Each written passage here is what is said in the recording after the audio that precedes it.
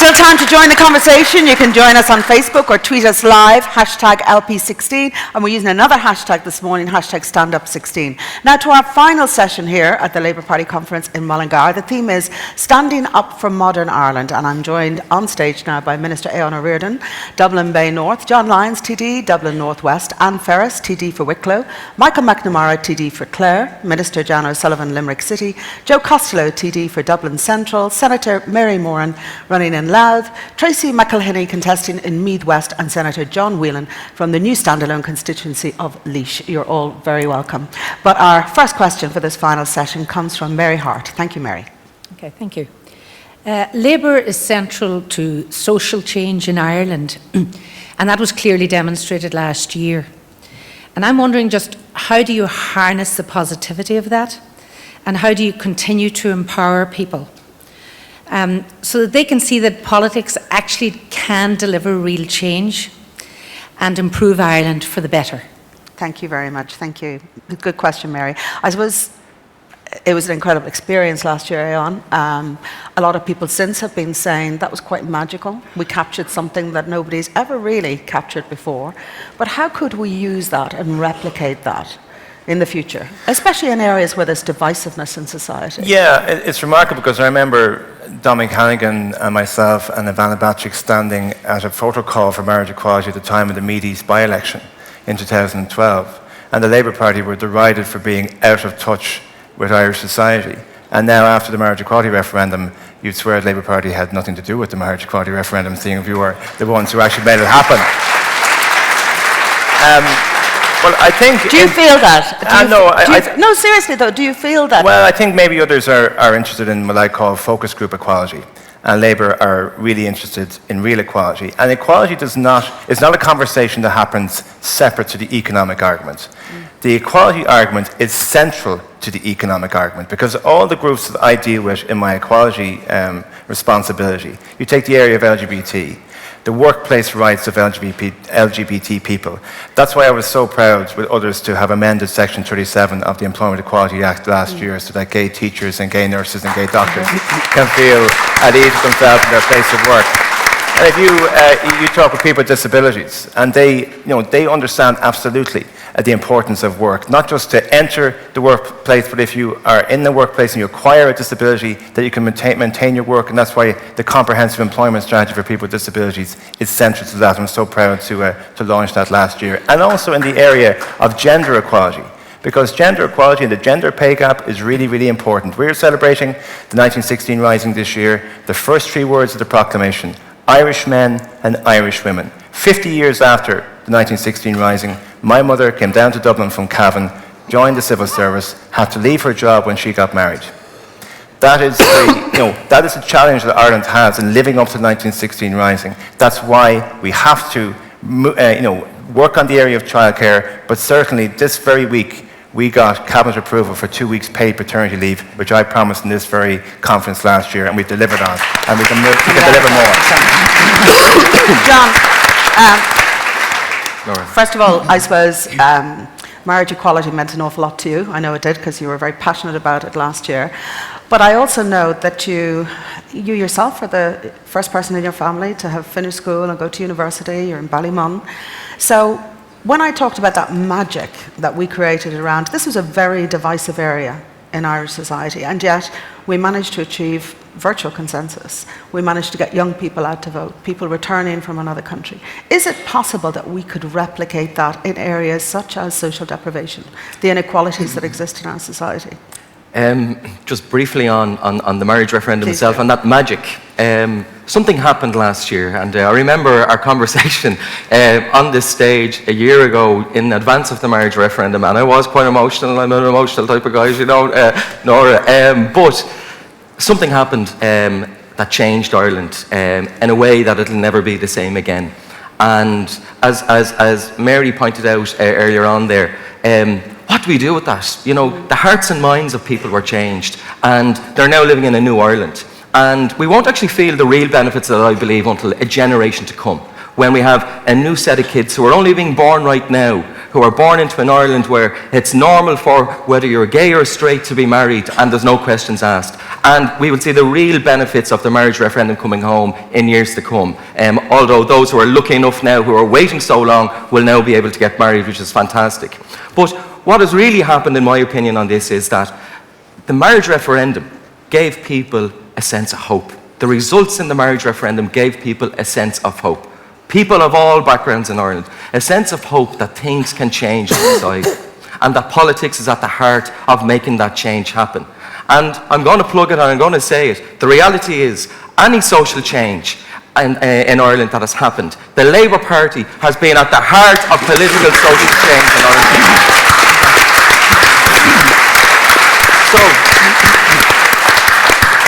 So we've given people a sense of hope that our country can be a better place. If you're a kid in Ballymun at the moment, or a kid in Finglas, or a kid in a disadvantage elsewhere, that your opportunities can be as good as anybody else's. And it's people like myself, it's people like the others who stand for the Labour Party and who commit and deliver in government, make change and give people a sense of hope that we stand up for a better Ireland, no matter who you are, your gender, your identity, your background, and we deliver change. And you only have to look at what we did last year. That's it. Thanks, John. Anne.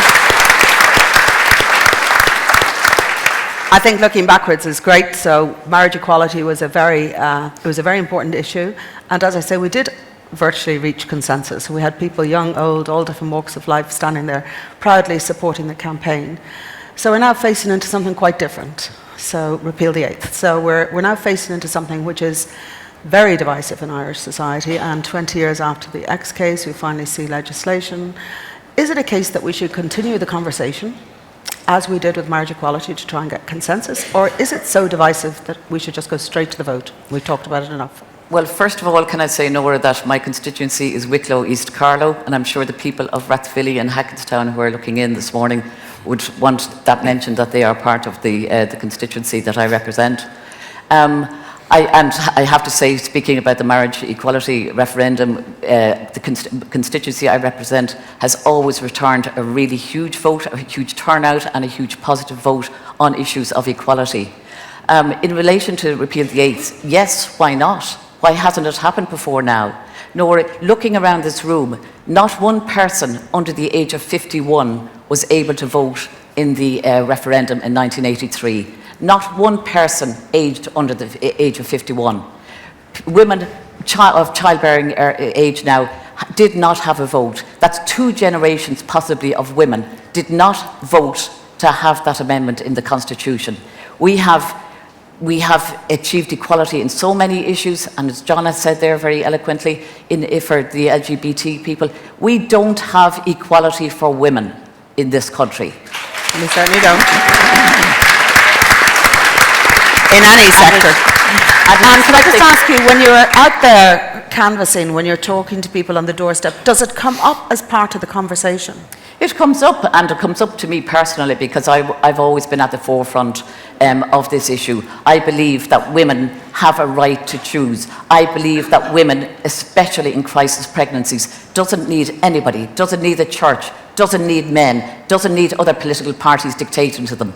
The Labour Party, this has always been I'm not saying it's only our agenda, but we have always led the way on this issue. We have taken the stories of women that we have listened to and their husbands and partners who've had to go to England, women who are suffering with fatal fetal abnormalities, women who are pregnant as a result of rape and incest. They are trapped in this country, and the only resource they have if they want to terminate their pregnancy is to go to England.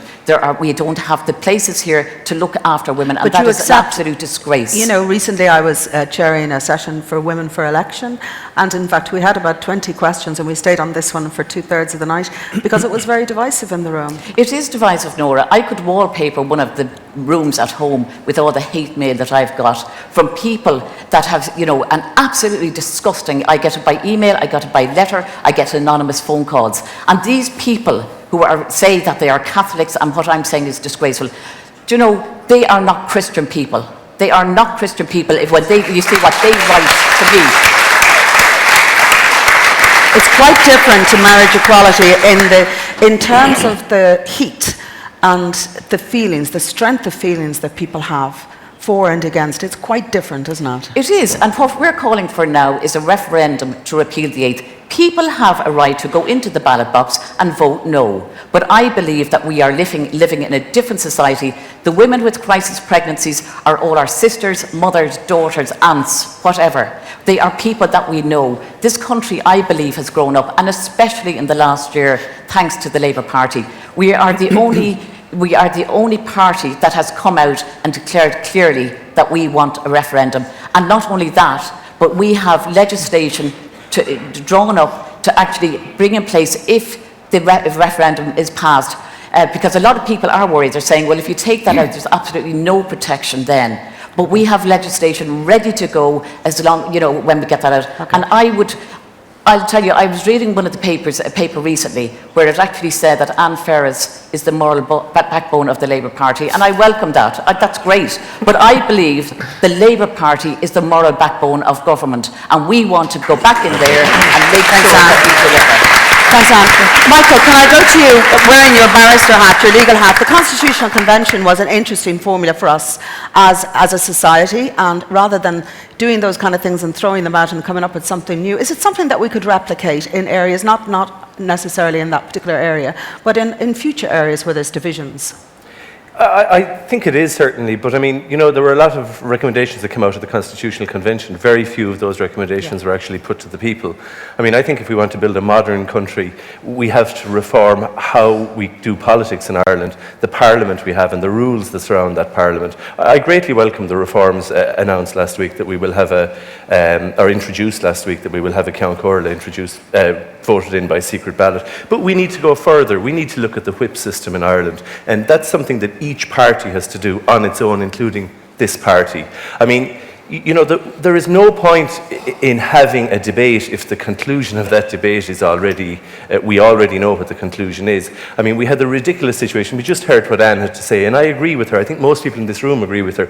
The fact that she was kicked out of the parliamentary party for expressing those views and voting in accordance with them makes, I think, shows that we have a fundamental problem with the way we do politics as a party. Every other party does too, but they can worry about their problems. Let us worry about ours. And we need to go forward and agree that we're going to look at this. That doesn't mean that we don't have a party and we don't have a whip, but that we don't have this stultifying whip applied on every occasion. I haven't been able to adhere to the whip in the past, and I may not be in the future if it's not. I feel I'm in confession now, actually. If it's not reformed, because I entered politics on the promise that we would reform the way we do business and the way we do politics. And we've achieved a huge amount in economics, in education, in a whole load of areas, but we haven't changed the way politics is done in Ireland. Plenty of time still to come, There are, but at the moment, there are the vast majority of people out there view our national parliament in 2016, 100 years after the Rising, as a Punch and Judy show which is completely irrelevant to their lives. That has to change. I don't think people would disagree with you on but that. I think the most fundamental, though, part as a Labour Party politician, and why I joined this party, if we want to have a modern progressive society, we need to have a modern progressive economy where the resources of the state are deployed to address greatest need. And I'm not cutting you off, Michael, I just want to get the last question in. And we have a fundamental choice to make now as a country. Do we want a state where the resources, the hard-gained resources, because it's the taxes of workers and we're the party of workers and those who want to work, do we want them deployed to address greatest need, or do we want them to be deployed in accordance with the sweetheart deal with individual teams? Thank you, Michael, and thanks, Mary, for the question. Our final question is going to come from Mick Keegan. Thanks, Mick. Fairness and equality for everyone are core Labour principles. How can we ensure that all children, regardless of faith, colour, economic background, or even if they have a disability, are given the opportunity to learn and achieve to their full potential? Thanks, Mick. A world without discrimination, well, who wouldn't want that in modern Ireland? Can I start with you, John O'Sullivan? I guess to start with, let's deal with the idea of a very basic premise that all children deserve to have the best possible teaching, the best possible learning environment. How do we achieve that? Well, I suppose all morning, Nora, we've been talking about standing up for Ireland's future, and Ireland's future is our children. So we need our schools, first of all, to be good quality schools. Secondly, that we have smaller classes and that every child as an individual can get the kind of attention they need, that they're inclusive, and for example, if a child has a disability, that they are fully included in the school, and also the general point about inclusivity in terms of the diverse nature of Irish society now. So in all of those areas, education is absolutely core to the values of the Labour Party. And always has planning. been. Absolutely. Now, even in the worst of economic times in the last few years, my predecessor, Rory Quinn, and indeed Brendan Howlin, who supplied the money, prioritised the building of classrooms to make sure that every child can have a classroom to go to and have a good quality classroom to go to. Now, I just recently announced the next capital plan for school building, and it's €4 billion, sorry.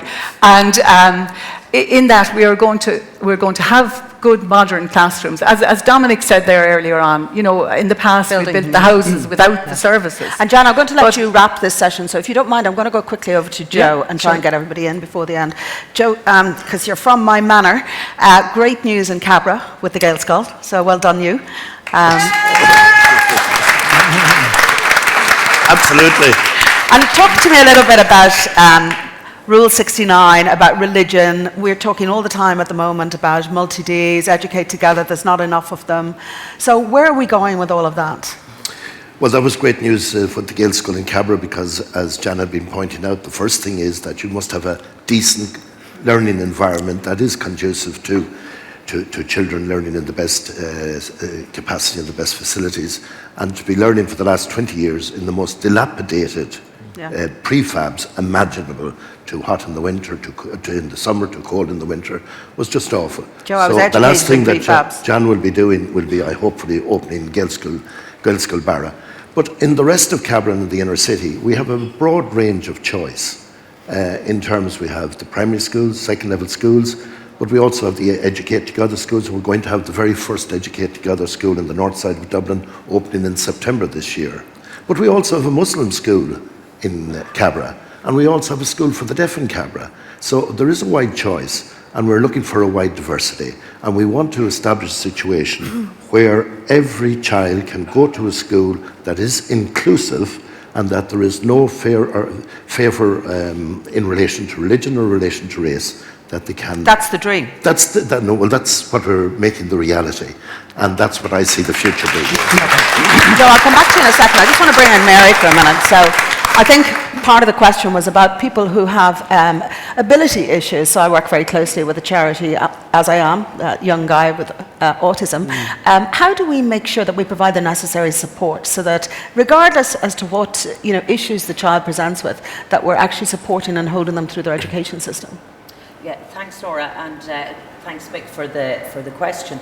I think it's crucially important, for starters, that we make sure that all the resources, that all the funding is there, particularly for people with a disability, and inclusion, to make sure that everybody is included, in it. And that means, I know in my own county of Louth, where this government has invested €78 million in schools and in improving our schools. But I also think that we need to make and ensure that our schools are accessible. I know when I taught, I taught in the classroom upstairs, and I had one student who was in a wheelchair, and it was absolutely pitiful, horrendous to watch that child try to make her way up the stairs. So it's about and facilities. didn't want help, wanted to do it on her own, wanted to be independent. But I think we need to provide those opportunities, that it shouldn't be a barrier, that anybody who has a disability, who wants to get back to education, who wants to be in education, that is all provided Equal for. rights. And I think that it's a transition. It needs to be there right through the school system to make sure that the supports are there. Last week I published... Mary, I'm just going to stop you for 2 seconds, because I just wanted to bring in John just on that point on the transition. So it's what happens after Leaving Cert. We're talking now up to Leaving Cert. What happens afterwards? Because we've kind of over-academicalised our children. The expectation is they're all going for degrees. Earlier on we were saying we need to have apprentices too. That's a fair point, and I know firsthand that, because I did my Leaving Cert at 17 years of age. I was the eldest of a family of 7, grew up in St Evans Park in Monastrevin, and I went myself and took an apprenticeship. I didn't go to university. And I trained up as a journalist and went on to be editor of the paper in Portlaoise. So a lot of the guys I went to school with became fitter turners in Bordemona, electricians in the ESB. And these are great jobs, because there's nothing as bad as going to work in a job that you don't like. And I find that if you train up in an apprenticeship in a job that you like, it's never like going to work. You spend every Never day- work a day in your life. That's what Exactly, people say. and also you have a trade, you can go anywhere, and you can start your own business and employ other people. And for instance, the Tánaiste Joan Burton was down in Portlaoise a few months ago, reopening the ESB Line School for 300 more apprenticeships in the ESB. So we need more apprenticeships.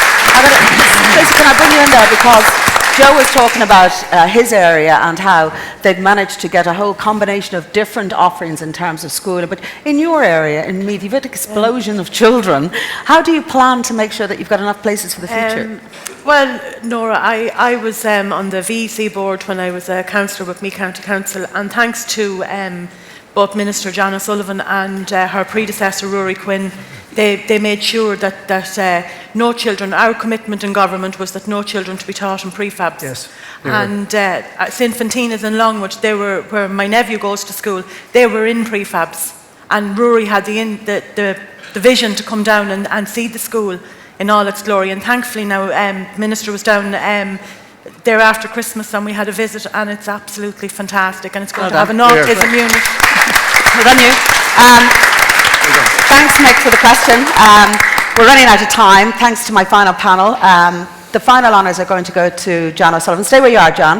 Okay. And we'll ask you to do a wrap.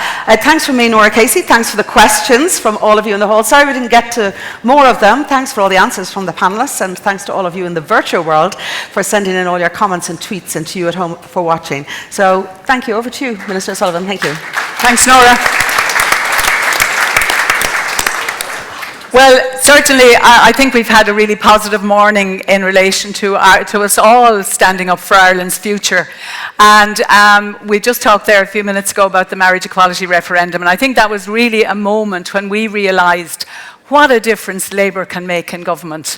And we're all hugely proud of our achievement in that regard. We want to be there for the next 5 years because we have a huge amount of work to do. In just the session we've just been talking about here, we have been talking about the repeal of the 8th Amendment, which we're committed to. We're talking about greater inclusivity. And we're talking about our young people in our schools. And Tracy indeed just mentioned about putting an end to prefabs. We're going to put an end to prefabs in our schools.